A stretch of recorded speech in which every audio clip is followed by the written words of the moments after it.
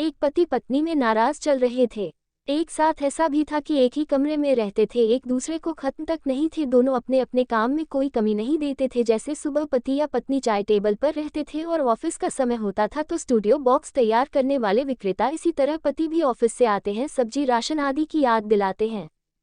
काफी दिन गुजर गए। एक दिन पति को जरूरी काम से ऑफिस में 8 बजे की जगह 6 बजे की छुट्टी थी, लेकिन 7 बजे से पहले उनकी नींद खुली नहीं थी।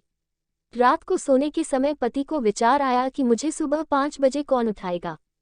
पति के दिमाग में एक उपाय आया और उसने एक पर्ची अपनी पत्नी के नाम की ली। देखो मीना, मुझे सुबह ऑफिस जल्दी जाना है, इसलिए मुझे 5 बजे जगा देना।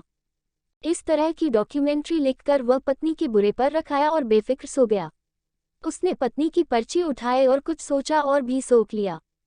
सुबह पति की नींद खुल गई तो उसने घूरती हुई घड़ी की तरफ देखा। घड़ी में 7 बज रहे थे। फिर उसका एक दूसरे से संपर्क हो गया तो वह एक लिपि रेखा थी। उस पर लिखा था, जी सुबह उठकर 5 बज गए।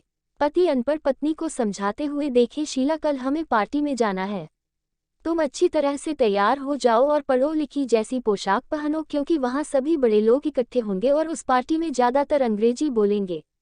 वो तुम्हें भी बोलेंगे कि यह तुम्हारे साथ कौन है, तो तुम कहोगी कि यह मेरे पति और मेरी पत्नी है।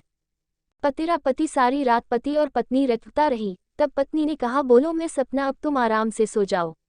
सुबह सुबह धोकर दोनों पति पत्नी पार्टी में पहुंच गए। वो फ्रेंचाइजी ही 5-6 महिलाओं ने पास लिया और पत्नी से पूछा, ये तुम्हारे साथ कौन है? तो पत्नी ने कहा, ये मेरा हेडम है और मैं यूसुफ पाइप हूँ।